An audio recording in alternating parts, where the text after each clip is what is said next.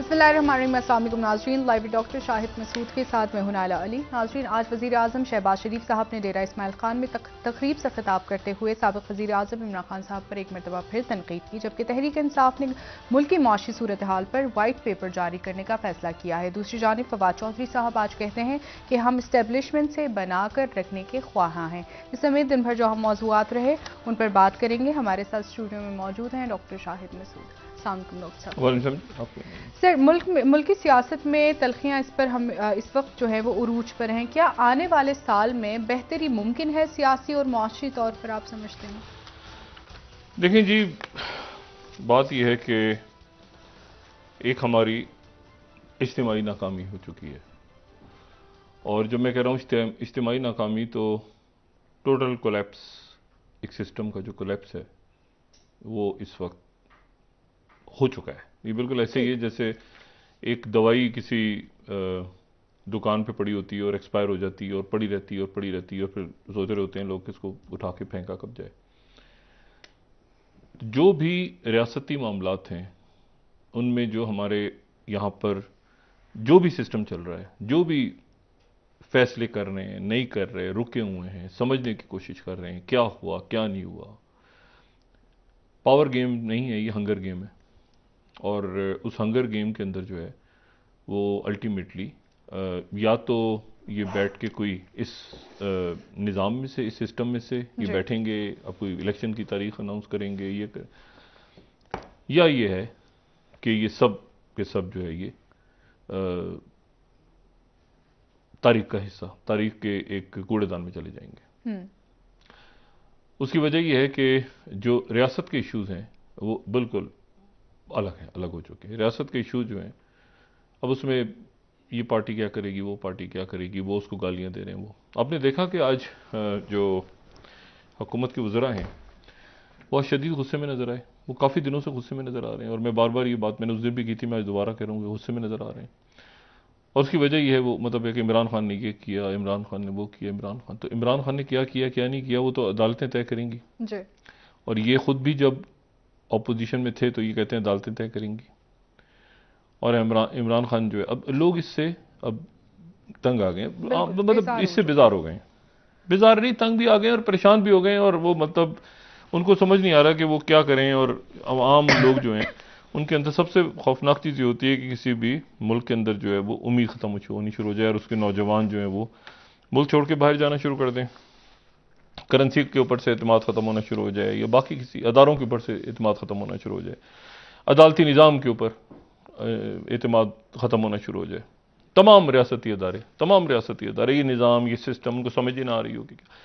Issues क्या हैं इस वक्त? इश्यूज़ जो हैं वो, एक तो इशू जो है वो एक फुटेज अगर हम चला सकें तो एक तो ये इशू है, ठीक है, जिसमें कुछ देर पहले अब ये इधर तस्वीर देखें, सिर्फ कैप्टन जो शहीद हुए हैं, कैप्टन फहद और बाकी शोहदा की, ये जो कैप्टन शहीद हुए हैं इनकी ये 1996 की इनकी पैदाइश है, 96, यानी तकरीबन 26-27 साल की उम्र में इनकी शहादत हुई। और कुछ देर पहले इनकी नमाज जनाजा अदा की गई तो वहाँ पे जो मंजर मैंने देखा तो एक तरफ से आर्मी चीफ ने कांधा दिया हुआ और एक तरफ से चेयरमैन जॉइंट ने, तो और इसी तरह से बाकी भी जो शोहदा हैं।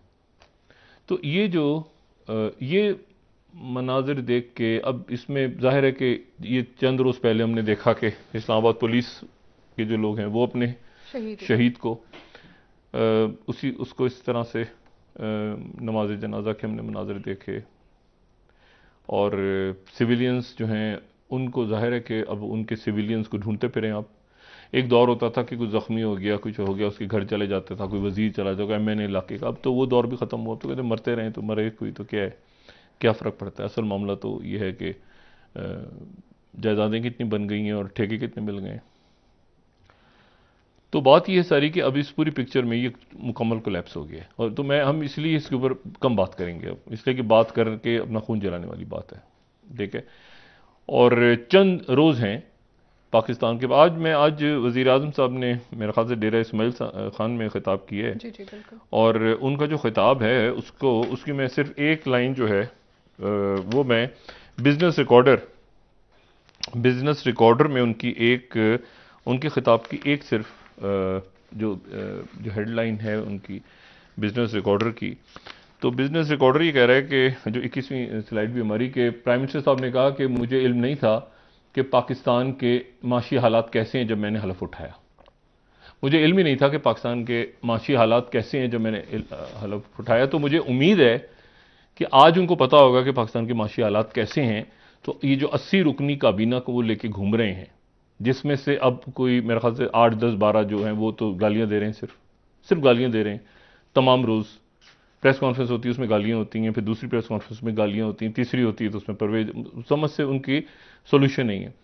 इससे पहले जितनी हुकूमतें बनी हैं पाकिस्तान में, जितनी हुकूमतें, उनका कोई रंग रूप होता था, मतलब उनका कोई पता होता था कि ये पीपल्स पार्टी की हुकूमत है, ये मुस्लिम लीग नून की हुकूमत है, ये इमरान खान की हुकूमत है। ये जो है एक 12 मसाले की चार्ट या अरेंजमेंट जिसको मैं पहले दिन से अरेंजमेंट कर रहा हूँ, पहले दिन से इनको ये कह रहा हूँ कि आपको इलेक्शन की तरफ चला जाना चाहिए था। अब ये आपने इतना बड़ा एक पहाड़ सर पे उठा के और आप ये कह रहे हैं कि मुल्क की खिदमत हमने करनी थी तो इसलिए हम आके बैठ गए और हम जाएंगे नहीं। आप यहां पर बैठे रहें 20 साल, लेकिन 20 साल बैठने के लिए जरूरी है कि मुल्क हो। आप अगले 6 महीने भी बैठे रहें, 6 महीने भी बैठे रहें आप, लेकिन कोई मुल्क हो रहेगा जो इसने रहना है इंशाल्लाह, तो आप बैठेंगे ना। तो मसला यहां रियासत का इशू अटक गया है। एक तरफ तो वो दहशतगर्दी के वाकयात जो बढ़ते जा रहे हैं और उनके ऊपर अगर ऑपरेशन होगा या कौमी सलामती कमेटी का इजलास शायद बुला रहे हैं, क्या कर रहे हैं वज़ीर आज़म अल्लाह जाने। और दूसरा जो है वो मईशत के, उन्होंने आपको एक रेड अलर्ट या उन्होंने एक आपको बताया हुआ है कि अगले 15 दिनों में जो है वो, जिसमें से काफ़ी दिन गुजर चुके हैं जी। और वो उसमें आपने 800 अरब रुपए का टैक्स लगाना है, 800 अरब रुपए का टैक्स आपने लगाना है। फिर हमारे मोहतरम इसहाक डार साहब जो हैं उनका वो भी मामला उलट पुलट हो गया, जिसके अंदर वो जो है वो कहते थे कि मतलब डॉलर जो है वो एक जगह पे मसनूई तौर पे रखा जाता रहा और फिर उसके बाद वो मतलब लोग परेशान हो जाते थे कि डॉक्टर साहब ने इशारा किया तो डॉलर रुपया वो भी IMF ने पकड़ ली हुई ये चीज़। वो कह रहे हैं कि या तो आप 260 की तरह मार्केट के रेट पे ले आए या वो 224 वाला जो आपने रखा हुआ है बैंकों वाला वो है ही नहीं। और वो मलिक बुस्तान साहब जो कि करेंसी डीलर्स के चेयरमैन हैं पाकिस्तान के, वो कह रहे हैं कि 2 अरब डॉलर जो है ये बाहर जा रहा है, अफगानिस्तान जा रहा है। और कह रहे हैं कि अच्छा, उन्होंने ये कहा कि वो यहाँ से स्मगल होता है अफगान ट्रांजिट के थ्रू और फिर वहाँ ही से वापस हम खरीद लेते हैं पाकिस्तान में लोग। और उन्होंने कहा कि बड़े बड़े नामी गिरामी इसमें ताजेर और ये और वो सारे मौजूद हैं। गंदम की शॉर्टेज होने जा रही है, गंदम की आटा जो है वो महंगे से महंगा तर होता जा रहा है, इसलिए कि गंदम की शॉर्टेज पाकिस्तान में होने जा रही है। और गंदम आप बाहर से खरीदेंगे तो फिर आपको डॉलर चाहिए, डॉलर आपके पास है नहीं। और ये जो है इसमें जो एक और मेरे लिए बड़ी आज इंटरेस्टिंग, क्योंकि मैंने आपसे कहा ना कि ये अगले 10 या 12 दिन के अंदर ये एक 10 या 12 दिन लगाएं, या ये एक वो वक्त आने वाला है जब आप डिफॉल्ट, यानी आप नाम उसको जो मर्जी देते हैं। डिफॉल्ट ये होता है ना कि मैंने किसी उधार लिया और उधार लेके मेरे पास वापस करने के लिए पैसे नहीं है, तो मैं अपने आप को दिवालिया कुर्की, तो वो दिवालिया जो है आपके पैसे नहीं है, वो आप बाहर वाले पैसे आपसे मांग रहे हैं, बाहर से एड आ नहीं रही, एड आएगी तो वो भी आप उधर से उधर उतारेंगे फौरी तौर पर जो आपने इधर पैसे पकड़े हुए हैं। तो इशू ये कि ये रियासत के मसाइल हैं। अब शहबाज शरीफ साहब ने ये बारे गिरा क्यों उठाया, तो हम तो इस पर कोई तबसरा नहीं कर सकते कि जब इनको पता ही नहीं था कि मुल्क की मईशत क्या है, तो फिर ये 80 रुकनी काबीना हर रोज एक वफाकी वजीर क्यों हलफ उठाता है। और सिंध के अंदर खुदा जाने कितने वजीर हैं और कितने सालों से वजीर हैं और कितने मतलब पता नहीं क्या गुजरी उन पे। और एक वहां तो रिकॉर्ड्स ही चेंज हो गए। वो पिछली दफा जब सिंध में ये माशी दहशतगर्दी और ये सारा शुरू हुआ था, तो उसके बाद ये हुआ था कि वो छोटी अदालतें और इधर उधर बड़ा हौसला बन गया था सिक्योरिटी फोर्सेस का, मतलब है कि सिविलियंस का भी, कि हाँ जी ठीक हो रहा है।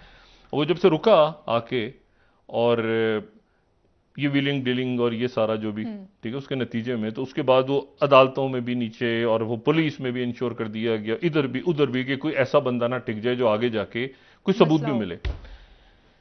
अच्छा, तो उसके वो वहां पर हालात हैं। पंजाब का आप हाल देख लें तो वहां पर पता ही नहीं कि वहां पर हुकूमत किसकी है, कब तक है, क्यों है, क्या होगा। मतलब एक बिल्कुल गंदम, ये मतलब है कि उस सूबे के अंदर पता नहीं कितने चीफ सेक्रेटरीज आते हैं जाते हैं, IG भी आते हैं जाते हैं, वो भी सियासत के जद में आ गए हैं, ब्यूरोक्रेसी मुकम्मल तौर पे। और यहाँ पर अब सिर्फ जो आप डॉन का, अगर हम एडिटोरियल हमारे पास मौजूद है, तो डॉन के एडिटोरियल के जो आखिरी उसके 2-3 लाइंस हैं, आईएमएफ नेगोशिएशंस, वो अगर हम ये जो 19 स्लाइड है, या सिर्फ मैं ये बात करूँ, ये डॉन ने अपना एडिटोरियल आज का लिखा है, और उसमें डॉन ये कह रहा है कि अगर डार साहब को, ये जो 19 स्लाइड में, इसको बिल्कुल हम इसको अगर लास्ट इसकी लाइंस पढ़ें तो वो ये कह रहे हैं कि given the amount of energy the ruling coalition is expending on ensuring that it stays in power till August at least, the stasis in policy making defies logic. ये बैठे हुए हैं आराम से, इस सिर्फ ये बात करके कि इलेक्शन होगा, हम वक्त पूरी करेंगे, किस में हिम्मत है फलांग.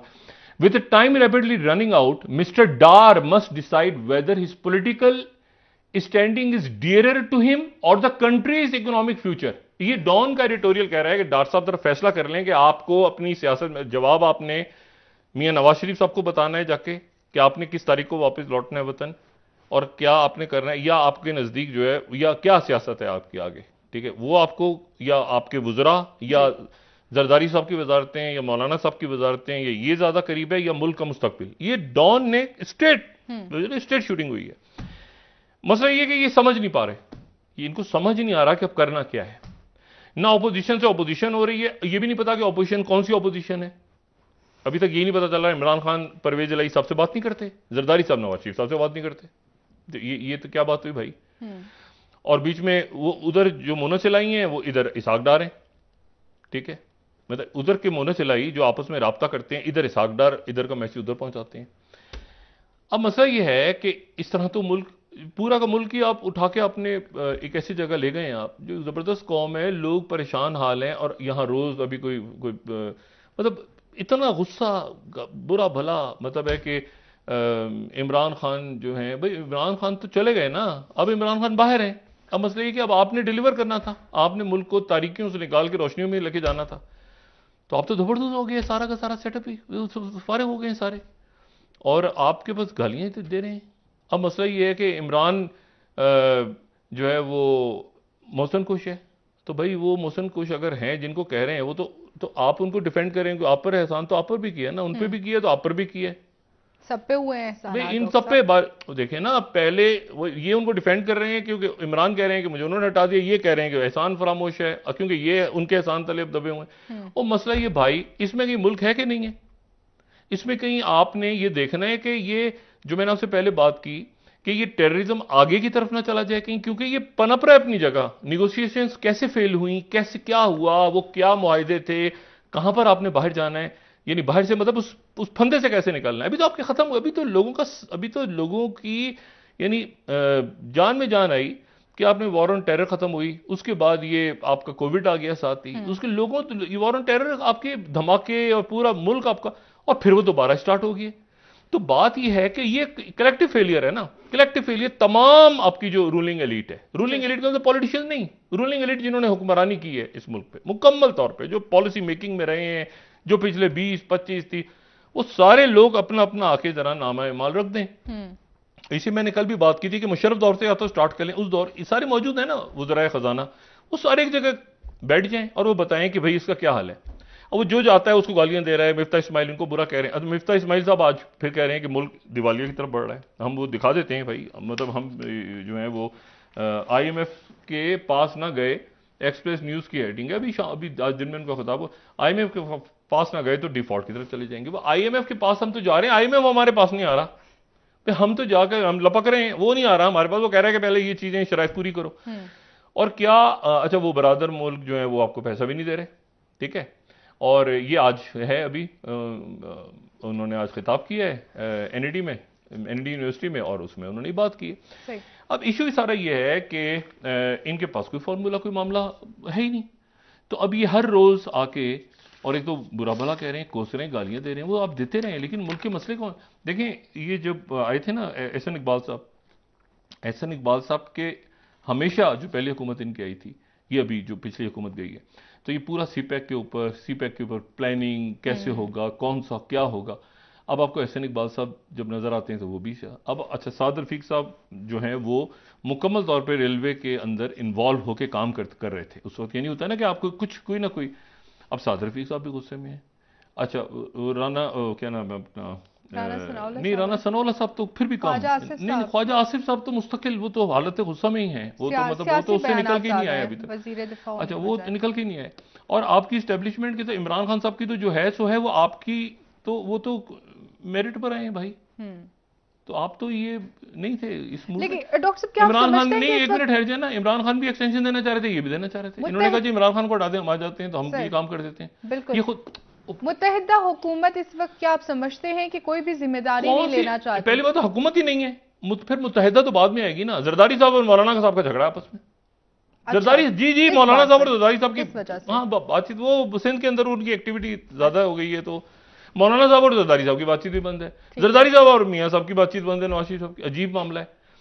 अच्छा वो अब 5 तारीख को हमजा शहबाज साहब वापस तशरीफ लाएंगे भाई, मसला इशू। अच्छा इमरान खान साहब से अपोजिशन नहीं हो रही, उनको ये समझ नहीं आ रहा कि मैं कैसे गिराऊं और मैं इलेक्शन कैसे करवाऊं फौरी तौर पे और जल्दी से। मैं आप देखें ना, वो जुलाई से वो गए नवंबर से वो गए नहीं, अब तो मई पे चले गए ना। सदर कह रहे हैं कि मई में, अप्रैल नहीं तो मई करा लें, मई नहीं तो जुलाई करा लें, अगस्त करा लें। अच्छा वो ये तो छोड़ देना। अच्छा फिर खान साहब ने कह दिया ना आखिर में, जब भी होंगे तो मैं जीतूंगा, तो मतलब बस ठीक है। लेकिन ये कि इनके पास अब तो इमरान खान तो एक तरफ हो गए ना, मैंने आपसे एक तरफ बैठ गए। अब इनके पास ये फंस गए आके कि भाई इस वक्त अगर इलेक्शन में जाते हैं तो वोट नहीं पड़ेंगे, कुछ और पड़ेगा। देखिए ना, अभी तो गालियां पड़ रही हैं ना, फिर वो 8 नंबर 9 नंबर इस टाइप की कुछ चीजें लोग ढूंढ रहे होंगे। मसला ये है कि वो डिलीवर क्या किया आपने। तो तमाम के तमाम जो एक होता है ना कि कोई बात ही नहीं है, मतलब आप पूछें कि यार एक सेकंड इसको कोई हल, तो कोई डिस्कशन, कोई सेमिनार, जब मशवरे करके लोग बड़े बड़े बुरानों से नहीं। लेकिन असल बात है कि प्रायोरिटी क्या है। रोज ये हुकूमत कायम रखने के लिए एक वजीर का इजाफा हो जाता है या उसको एक नोटिफिकेशन निकलाता है, खत्म। ये उसमें अच्छा वो आ गया कैटेगोरिकली कि जी उन्होंने 2 या 3 हफ्ते की बात कर दी है कि IMF और इतने आपके पास पैसे रह गए, 6 अरब से नीचे चले गए। 16 दिसंबर को जो हफ्ता खत्म हो गया ना, उस दिन 6.1 अरब डॉलर थे आपके पास। और जी और ये आज 26 हो गई है, 10 दिन और हो चुके हैं। तो 10 दिन के हिसाब से आप जो है वो उसी में से पैसा निकाल के खर्चे। तो अगली जो फिगर आएगी जो हम एक्सपेक्ट कर सकते हैं तो आएगी कुछ 5.5। अच्छा ठीक है ना, 5.5 अरब डॉलर आपके ज़खायर में रह गए तकरीबन। जो मैंने कुछ लोगों से बात की, वजारत खजाना ने वो वापस करने है। मगर मसला ये है कि वो मतलब मैंने कहा ना कि बस असल देखें, अगर लोगों को ये एहसास हो ना इस बात का, प्रॉब्लम में आती है ना कौमें, उनका एहसास हो कि हमारे जो बड़े बैठे हैं वो बड़े बैठ के यार कम से कम हमारे साथ, हम रोटी खा रहे हैं तो वो भी रोटी खा रहे हैं, 1 रोटी खा रहे हैं, 2 रोटी हमारे साथ दाल है तो दाल, मुर्गी है तो मुर्गी। अभी नजर आया कि यार उनके पास तो बिजली का बिल देने को पैसे नहीं है, या महंगाई जो है वो 80% बढ़ गई है 1 साल में, और आटा जो है वो बढ़ता जा रहा है, बढ़ते 2,500 रुपए हो गया 20 किलो की। और आपके पास अब गंदम आपने जो मंगानी है वो फिर बाहर से मंगानी है, और फिर डॉलर देंगे तो गंदम आएगी नहीं। गंदम का बहरान, मुल्क में फूड सिक्योरिटी का क्राइसिस पैदा होने वाला है, ठीक है ना। फिर हम यहाँ पे वही बात है कि जिसने रेफरेंस इसका देखना हो, ये जो क्राइसिस फूड सिक्योरिटी का पैदा हो रहा है, तो वो भी आज के अखबारात के अंदर पूरे मजमून उसके ऊपर आए हुए हैं।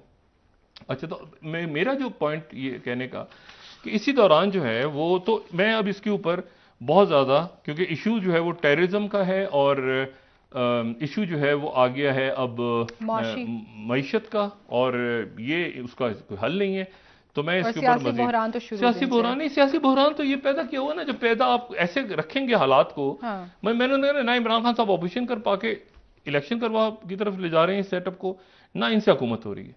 और ये सबसे खौफनाक चीज है कि आपकी, देखिए यही सियासतदान है ना, पॉलिटिशियंस ने ये तो मुल्क चलाना है, लेकिन पॉलिटिशियंस फेलियर, टोटल सिस्टम ही कोलैप्स हो जाए।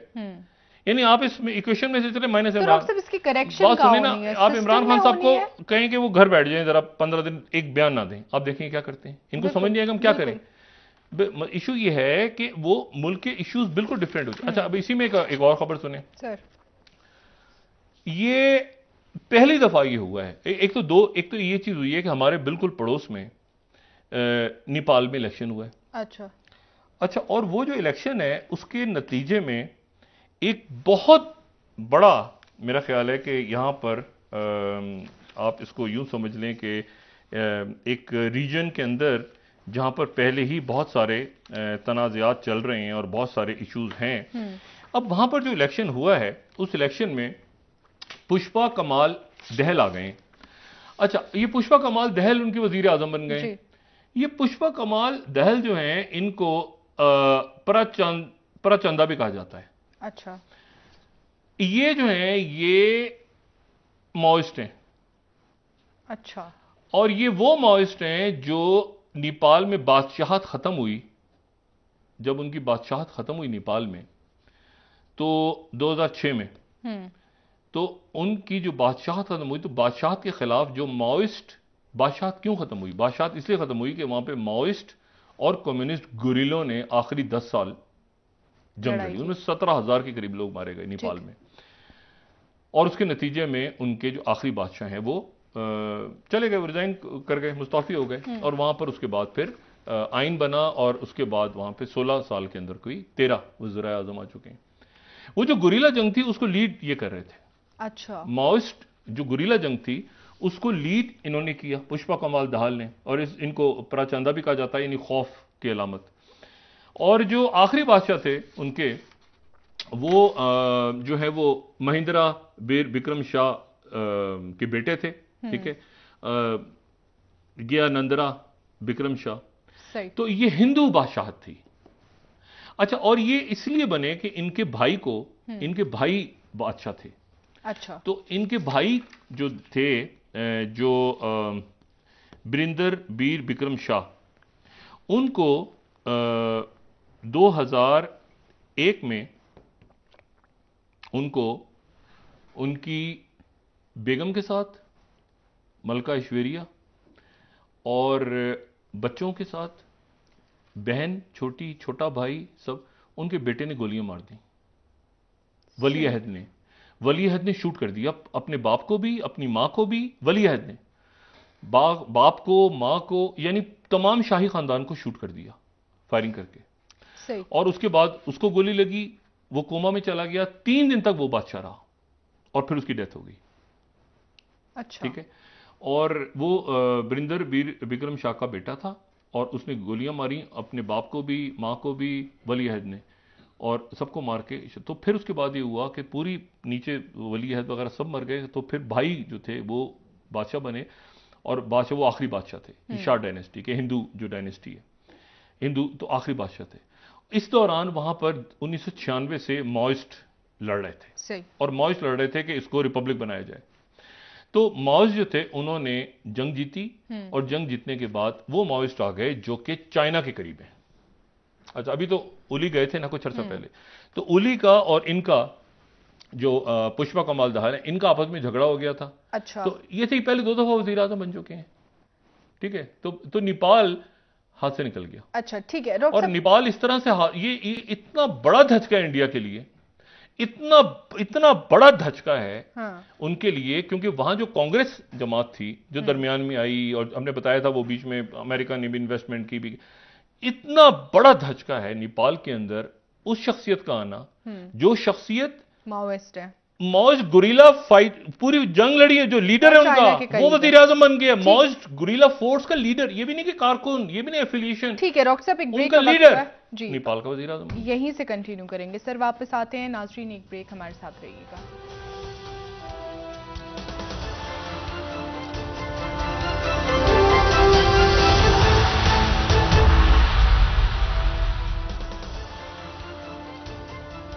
वेलकम बैक नाज़रीन। जी डॉक्टर साहब, नेपाल की सूरत हाल पर बात कर रहे थे, और भारत का इसमें क्या नुकसान होगा और किस तरह से भारतीय हुकूमत को इफेक्ट करेगा, उस हवाले से बता रहे थे।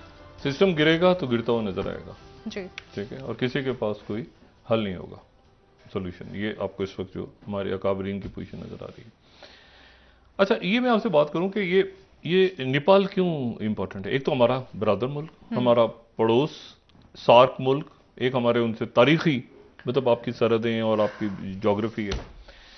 लेकिन इशू ये है सारा कि वहां पर ये केपी ओली जब थे प्राइम मिनिस्टर, वो भी कम्युनिस्ट पार्टी के थे, उनके बारे में ये इंडिया का कहना ये था कि ये बिल्कुल माओइस्ट हैं। यानी आप देखें ना, आप चेयरमैन माओ, यानी ये लेनिन भी नहीं है, ये माओइस्ट हैं। और इनके नतीजे में बादशाह खत्म हुई वहां पे, 10 साल लड़े, अब उनका चीफ बन गया। अब इसको जो इंडियन डिफेंस रिव्यू है आज का, इंडियन डिफेंस रिव्यू ने इसके ऊपर एक जुमले में सारी कहानी इंडियन डिफेंस रिव्यू ने बता दी। और वो कहते हैं, जो उनका जो हमारी 15वीं स्लाइड है इंडियन डिफेंस रिव्यू की, वो कहते हैं ये आर्टिकल है पूरा पढ़ने वाला, चाइना विज नेपाल अगेन। ठीक है, नेपाल फिर चाइना के पास चला गया।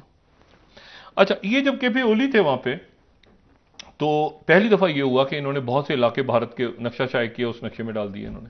सही। ये मतलब ये अच्छे खासे सरहदी तनाज़ात हैं नेपाल के इंडिया के साथ। अभी तो चाइना के चल रहे हैं, पाकिस्तान के चल रहे हैं, और वो अब नेपाल। अच्छा, इसमें जो है एक बात ये, दूसरी बात ये है कि ये जो है ये ज्यादा हार्ड लाइनर है, क्योंकि इन्होंने तो जंग लड़ी है ना, ये तो लीडर थे।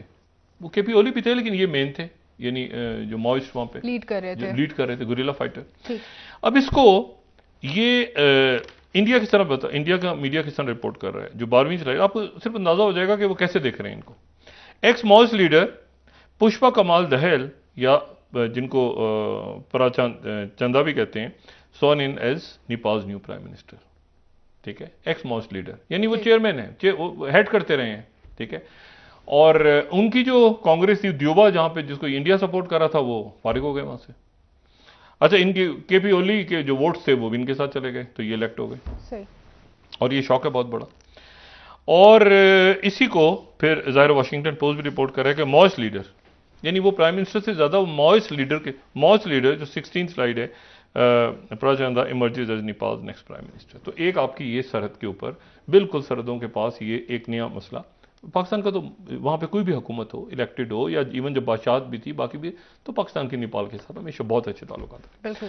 लेकिन ये जो चाइना आ गई, वहां पर इंडिया का तो एक मसला बहुत बड़ा। ठीक है, पड़ोस मुल्क है। दूसरी जो चीज है वो देखें, हम नए साल की तरफ जा रहे हैं, लेकिन बदकिस्मती के साथ बहुत से ऐसी बातें हो रही हैं कि पूरी दुनिया में इस वक्त एक ही जान बपाए। कोई सुकून नहीं है कि आप कहें कि जी नया साल ऐसे हो, प्रेडिक्शन करें, अल्लाह ताला खैरियत से लेकर आए। लेकिन 24 घंटों में 71 वॉर प्लेन्स जो हैं, पहली दफा वो चाइना के ताइवान के इर्द गिर्द देखे गए हैं। ठीक है, ठीक। और 71, और उसमें से जो 47 हैं, उन्होंने वो जो आबनाई ताइवान है, ताइवान स्टेट, जो कि 180 किलोमीटर, बहुत दफा बात कर चुके हैं, जो कि साउथ चाइना सी, जो कि साउथ में, उसको ईस्ट चाइना सी, वो ईस्ट नहीं है असल में, वो नॉर्थ है, नक्शे में आप जैसे भी उसको देखना चाहें, तो वो उसको जोड़ता है आपस में, और वो ताइवान और मेनलैंड चाइना के दरमियान है। तो उसमें एक मेडल लाइन खींची हुई है। उस मेडल लाइन को वो जो है वो नहीं मानता, चाइना उसको मानता ही नहीं। चाइना तो कहता है ताइवान हमारा हिस्सा है, लेकिन अमेरिका ने बहरहाल वहां पे एक मेडल लाइन खींची हुई है बीच में, वो उसको क्रॉस करके वो यहां पर आ गए।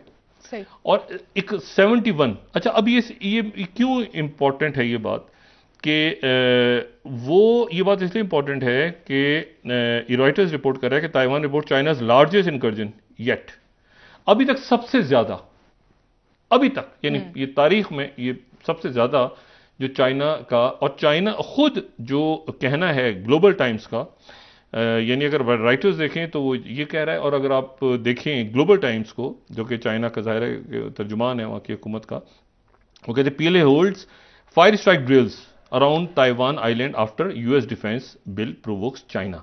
ये जो उन्होंने पास किया है अपना defence authorisation act, national defence authorisation act, उसमें 10 बाकी भी रखे, यूक्रेन को भी दे दिए पैसे, 10 बिलियन ताइवान के रख दिए, तो इन्होंने जो है वो ये जो वहां पे स्ट्राइक ड्रिल्स हो गई हैं।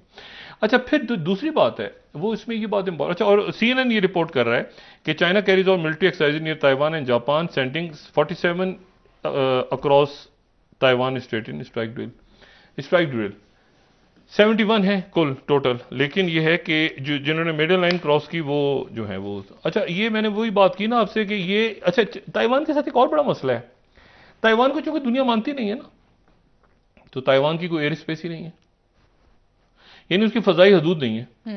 फजाई हदूद तो तब होंगी जब वो जो है वो उसको दुनिया तस्लीम करेगी, दुनिया कबूल करेगी।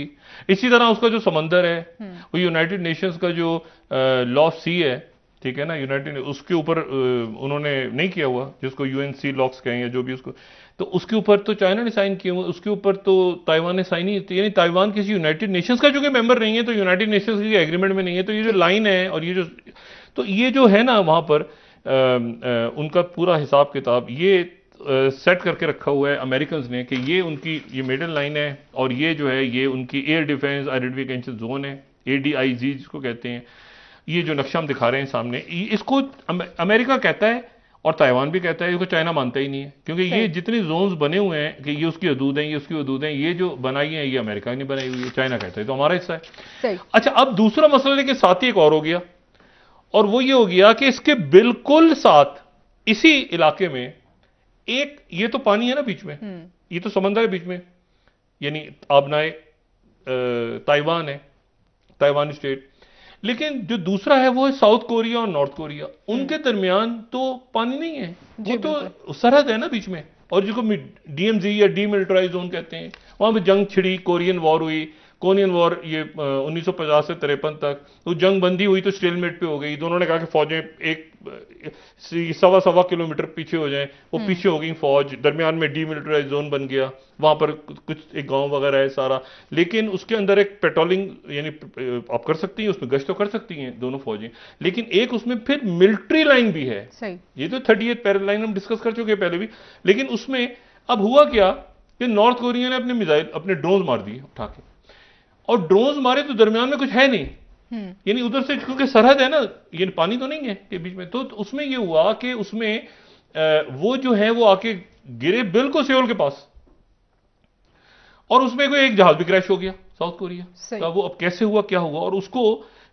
यहां पर अब आप देखें ना कि इन्होंने आगे से अपने शॉट्स फायर किए, और ये इस कदर टेंशन बढ़ गई कि ये जो BBC रिपोर्ट कर रहा है कि north Korean drone reaches north of Seoul, उनके दारुल हुकूमत के बिल्कुल शुमाल तक कोरिया का आ गया।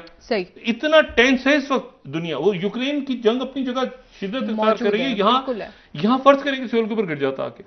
अच्छा, फिर उसके बाद ये मैं वनहैप न्यूज एजेंसी को कोरिया की कोट कर रहा हूं कि कम्बैट एयरक्राफ्ट Ka-1 क्रैश कर गया, ठीक है, उनकी हियोनजोंग काउंटी के अंदर। और उसके बाद न्यूयॉर्क टाइम्स कह रहे record military incursion China warns Taiwan, जो पहले मैंने बात की, बात ये सारी, और कोरिया यानी ताइवान, चाइना, नॉर्थ कोरिया और साउथ कोरिया अचानक, ठीक है, अल जजीरा ही कह रहा है कि साउथ कोरिया फायर शॉट्स। देखें ये जो है ना, इसमें से एक मिसाइल अपनी जगह से इधर से उधर गिरा, एक ड्रोन इधर से उधर गिरा शहर, ये प्रॉपर एक बड़ी जंग होगी, बड़ी जंग छिड़ जाएगी, और छिड़ी हुई है ऑलरेडी इस वक्त। ये नेपाल के अंदर जो गवर्नमेंट चेंज हुई है, यानी अब इसके बाद मुझे नहीं पता कि टोटल कोलैप्स है, क्योंकि मैंने पहले बात की थी कि कंटेनमेंट ऑफ चाइना की जगह कंटेनमेंट इंडिया हो गया है, ठीक है ना, और वो बड़ी मुश्किलों के साथ उन्होंने ये यहां पे रिजीम चेंज किया था कि ये कम्युनिस्ट पार्टी जाए और कांग्रेस आ जाए। ब्रेक ले लेते हैं, कांग्रेस टोटल जबरदस्त, यहीं फिर दोबारा वापस बात करेंगे आपसे मजीद नाज़रीन। ओहो, एक ब्रेक हमारे साथ रहिए।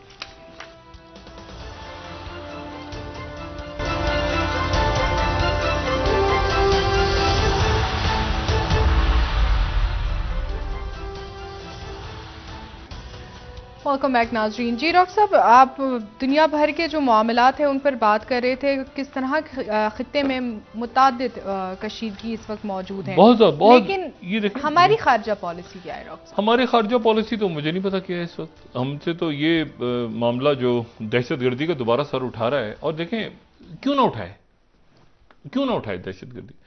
जहां पर भी एक वैक्यूम क्रिएट होता है, एक खला आती है, तो उसको फिर ऐसे ही अनासर, और वो दहशतगर्दी कई मानों में हो रही है, माशी दहशतगर्दी। आज आप ये जरा इनकी प्रेस कॉन्फ्रेंस जो मैंने आपसे कहा ना कि जो करेंसी डीलर्स हैं पाकिस्तान के, उनकी बात सुने मलिक बोस्तान साहब की, तो वो ये कह रहे हैं, वो उन्होंने नई बात बताई है। वो कह रहे हैं कि जी कंटेनर जो है उसके ऊपर खर्चा 25 लाख का है, बचत 75 लाख पे होती है, 75 लाख की उस पर कमाई है, और यहां से माल अफगानिस्तान जाता है, ट्रकों के जरिए वापस आ जाता है।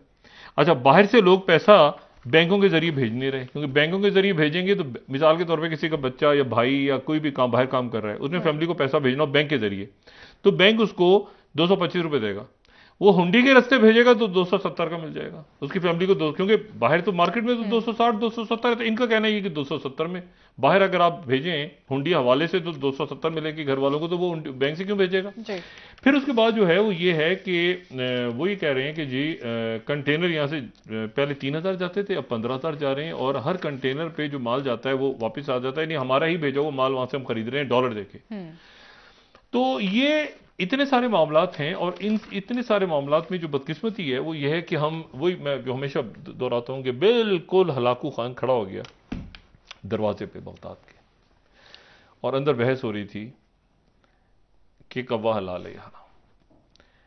इलेक्शन जो हैं ये जनवरी में होंगे या फरवरी में होंगे, मतलब इसमें, या मार्च में होंगे, मतलब ये हमारा इशू है। और कितनी सीटें काफ की होंगी और कितनी सीटें क्या होंगी, और अदालत में क्या, मतलब आप समझें कि बिल्कुल एक इश्यूज कुछ और हैं, बात कुछ और डिस्कस होनी चाहिए, या तो ये सारे रियासती मसाइल कुछ और हैं। नहीं, मुझे तो मैं जब ये कह रहा हूँ ना सेटअप, मुझे ये सब मिसफिट नहीं होती बयानात। आपने सुने हुए पहले, आपने बेशुमार दफा बातें सुनी हुई हैं, बहुत ज्यादा।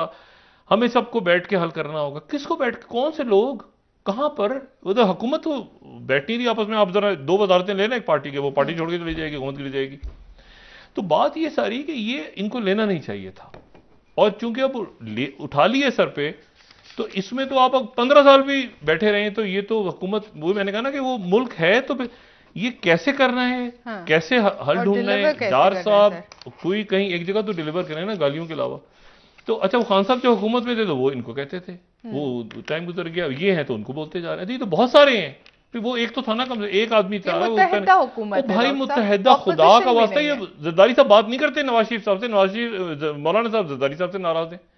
ये वजीर आपस में आप छीने ना, जरा वजारतें लेना, जरा 2-3 खिदमत खल्क के तहत जरा 3-4 वजारतें कम करें, हुकूमत गिर जाएगी। सर बहुत शुक्रिया डॉक्टर साहब, प्रोग्राम का वक्त खत्म। शहबाज शरीफ साहब कहते हैं कि मुझे पता ही नहीं था कि मुआशी हालात बुरे हैं। ठीक है, लेकिन क्या आप पता चला कि, देखिए अभी भी वक्त तो है ना, तो अब पता चला तो बताएं ना। नहीं तो ये इश्यूज तो ये इनको डिस्कस करके फिर लोग और बेजार होते हैं ना। सर बहुत शुक्रिया डॉक्टर साहब। नाज़रीन, प्रोग्राम का वक्त खत्म हुआ। कल इंशाल्लाह दोबारा आपसे मुलाकात होगी। मुझे नाला अली को इजाजत दीजिए। अल्लाह हाफ़िज़ जी डॉक्टर साहब। अपने दोस्तों रिश्तेदारों को दुआ के लूंगा। सब ख्याल रखिएगा। अल्लाह हाफ़िज़।